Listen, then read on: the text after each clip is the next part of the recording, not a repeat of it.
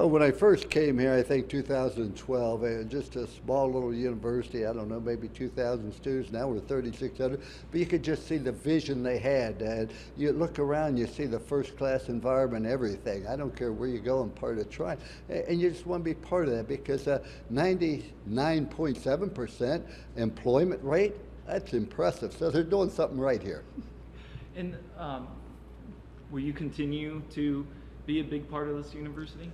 As long as they keep me on the board of trustees, as long as they have the Holtz leadership course, I certainly will. You know, I've been blessed to be associated with some outstanding schools, and you know, whether it be Notre Dame, Trine, South Carolina, NC State, Arkansas, go on and on. But I just love young people, and I think the value of an education is so important.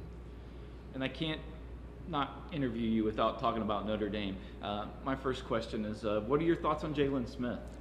I think that you know, he's outstanding, but who knows what's going to happen. That's why if you had a crystal ball you could look into it, you really can't tell. But you know, all you can do is hope for the best.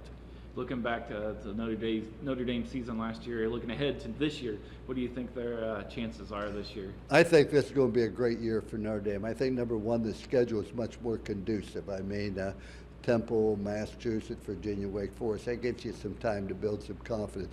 But I also think they have two outstanding quarterbacks. I think the commitment to run the ball against LSU, ran it 51 times, then the play action pass, the quarterback bootlegs, things like that. I think that's the caliber of the quarterback. I have great faith in Brian Kelly. He's smart, he knows how to win. He'll utilize the talent, and I think they'll learn and benefit from last year.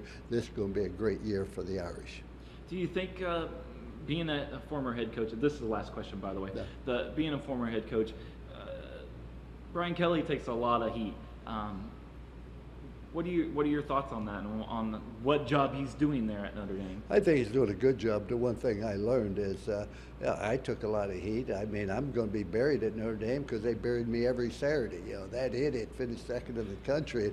Every time I meet a Notre Dame alum, I expect them to holler, throw it to the tight end. You know, you want to talk about getting heat, etc.